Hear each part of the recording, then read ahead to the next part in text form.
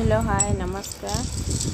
लंदु आज देखा आम चूड़ा संतुला केमी करुचे। आज मो चूड़ा संतुला आपण मैंने कढ़ा बसैले से तेल आ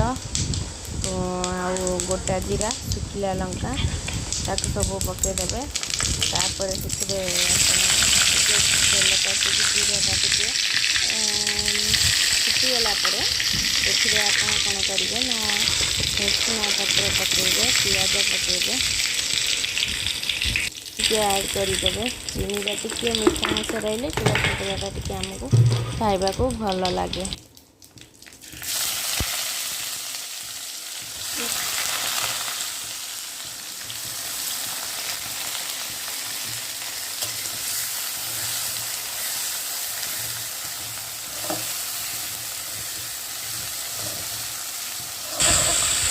पियाजटा आमर हो आसला पियाजटा बेसी पोड़ी देनी मैंने अधा हो पियाजटा चूड़ा संतुला भल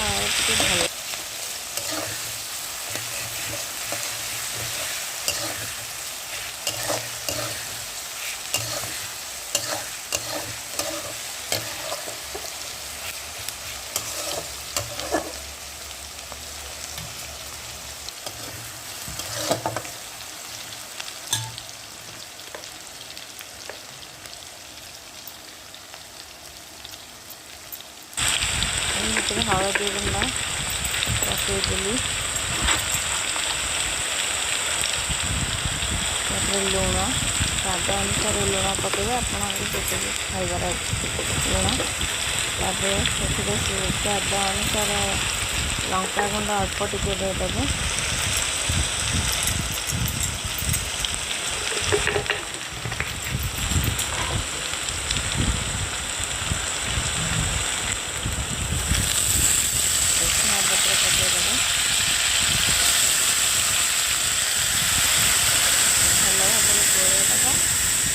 जो चूड़ा को आम धोईकी रखी धोई भल भाव पानी भी धोई देगा छाणिकी रखी से चूड़ा को आम पकड़ा देखो मुझे चूड़ा को धोई देकी रखी भल भाव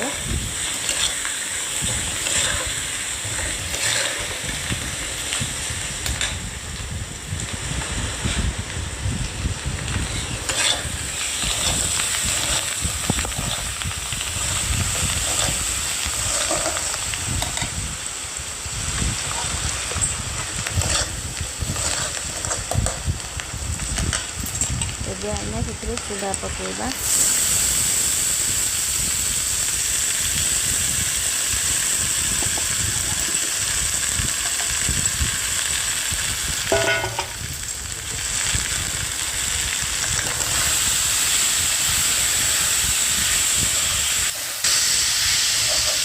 भल भाव मिक्स करदे चूड़ाटा पकईदा मीडियम आंच पर चलेगा।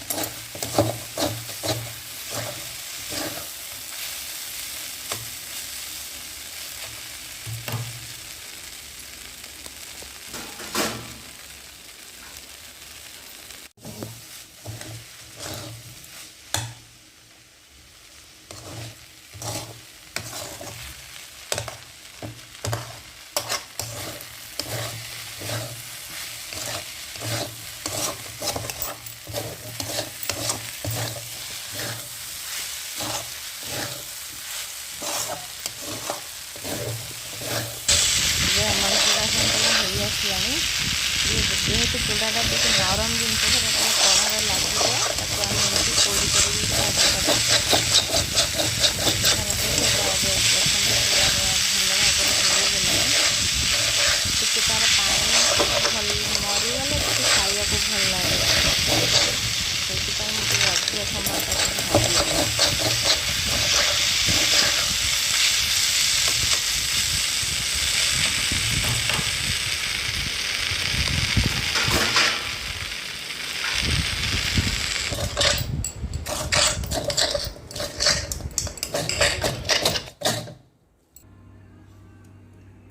ଆମର ଚୁଡ଼ା ସନ୍ତୁଳା ପ୍ରସ୍ତୁତ ହୋଇଯାଇଛି। ଦେଖନ୍ତୁ ଟମାଟୋ ସସ୍ ଆଉ ବ୍ଲାକ୍ ସଲ୍ଟ ପକାଇକି ଆପଣ ଏବେ ଖାଇବେ, ବହୁତ ସୁନ୍ଦର ଲାଗିବ।